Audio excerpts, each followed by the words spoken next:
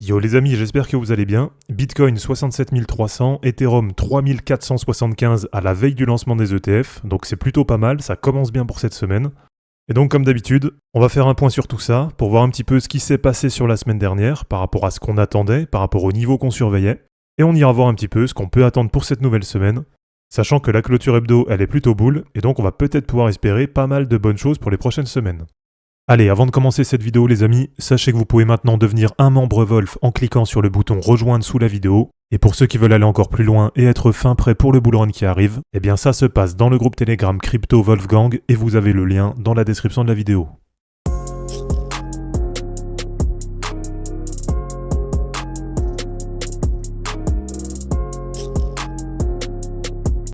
Alors, par rapport à ce qu'on surveillait, on va déjà commencer sur Bitcoin. Déjà sur Ichimoku, donc on l'avait vu il y a 2 semaines, on avait fait un bel appui sur la Kijun Hebdo, qui avait permis de bien repartir à la hausse, et sur la semaine dernière, on avait commencé la semaine, comme on l'avait vu, avec un test de réintégration du range. Donc la première étape, ce que je vous avais donné à surveiller, c'était déjà de voir si on arrivait ou non sur la semaine dernière, à rester dans le range, donc c'est-à-dire à rester à peu près au-delà de 60 700. Donc là on le voit, c'est vraiment bien validé, on est 10% au-dessus, 67 100 $ ce matin, donc ça fait plaisir, c'est vraiment positif. Et on a un niveau de clôture hebdo qui s'est fait autour de 67 600. Donc voilà, grosse bougie d'impulsion haussière, une nouvelle fois, hein, comme la semaine dernière. Et si on prend par rapport au point bas d'il y a 2-3 semaines, on a une perf qui est vraiment pas mal, avec un plus 26%. Donc voilà, je le répète, mais ça fait vraiment plaisir. Et je pense vraiment que ça peut donner pas mal de bonnes choses pour la suite.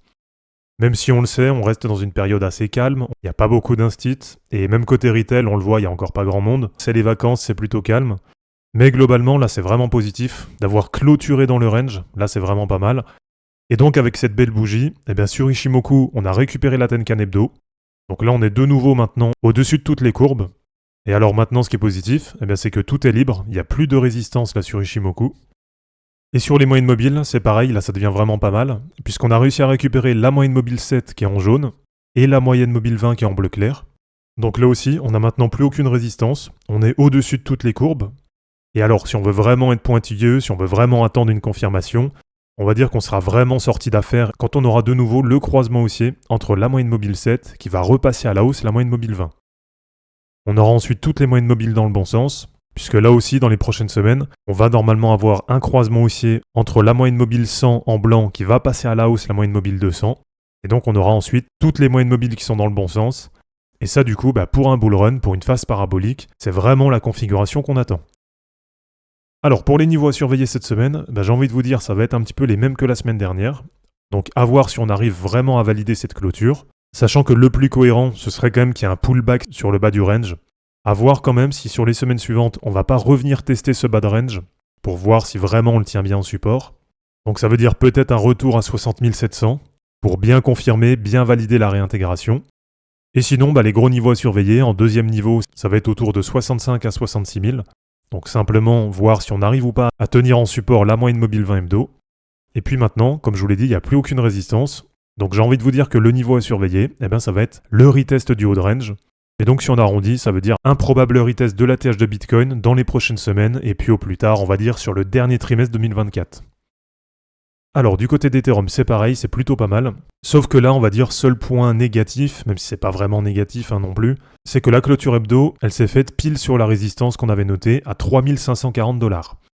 Mais voilà, globalement sur Ethereum, c'est quand même pas mal. On a aussi une belle remontée là sur les 2-3 dernières semaines, avec à peu près une perf similaire à Bitcoin, autour de plus 26%. Et donc la grosse news sur Ethereum, vous le savez, c'est qu'on va avoir demain, le 23 juillet, le lancement officiel des ETF sur Ethereum. Donc j'ai envie de vous dire que là, l'analyse technique sur Ethereum, ça sert pas à grand chose là pour les prochains jours, puisque ce qui va vraiment compter, et ce qu'on va vraiment suivre, ça va être l'afflux de capitaux, donc les entrées qu'on va avoir sur Ethereum.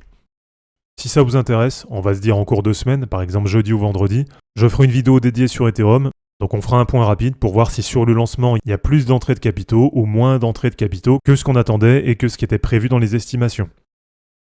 Alors sinon, ce que je voulais vous montrer, c'est du côté de mon long sur TAO. Là, je vous l'affiche d'ailleurs à l'écran, je fais la capture d'écran dès maintenant. Pour l'instant, c'est plutôt pas mal. Donc, je suis à peu près sur du plus 200%, ce qui veut dire à peu près du x3 sur la position en futur. Puisque pour ceux qui ont suivi, j'ai fait une entrée sur TAO en levier 4 autour de 223 $. Donc, simplement quand j'estimais qu'on était proche du bottom, puisqu'il y avait pas mal d'indicateurs qui montraient quand même qu'on s'en approchait.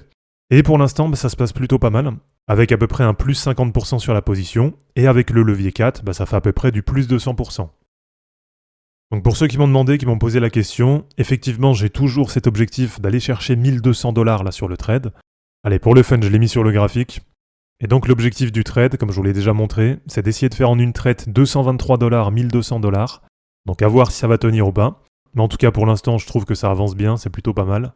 Puisque là on a récupéré la moyenne mobile 7 hebdo, la moyenne mobile 50 hebdo qui est en orange. Et alors il va nous rester qu'une seule résistance pour l'instant, c'est la moyenne mobile 20 qui est en train de descendre. Donc là ça va peut-être temporiser un peu au niveau de la position, mais à mon avis dès qu'on va passer la moyenne mobile 20, ça devrait assez rapidement repartir à la hausse. Et après on aura sûrement quelques résistances, voilà, sur les différents niveaux de Fibonacci. Et allez, pour terminer un petit point sur Kaspa, pareil j'ai reçu quelques questions dessus. On a réussi à récupérer là sur la semaine le niveau des 0,172, avec une clôture hebdo quasiment à 0,18. Donc pareil, c'est vraiment positif. Même si c'est vrai qu'on a toujours cette résistance au niveau de l'ATH à 0,19. Et j'ai toujours comme objectif pour les prochaines semaines d'aller chercher le niveau suivant, qui correspond au 2,618 des cercles de Fibo. Et donc ça nous fait un objectif à 0,28$. Donc voilà les amis, c'est terminé pour cette vidéo d'analyse technique sur les cryptos. J'espère en tout cas que ça vous aura plu. N'hésitez pas à l'aimer, à la commenter et à vous abonner pour en suivre d'autres. Je vous rappelle que dans la description de cette vidéo, vous allez retrouver tous les liens utiles et les liens pour me soutenir. On se dit à bientôt pour une prochaine vidéo, et d'ici là, ne capitulez pas, car les fortunes se créeront en portant vos burnes. Ciao.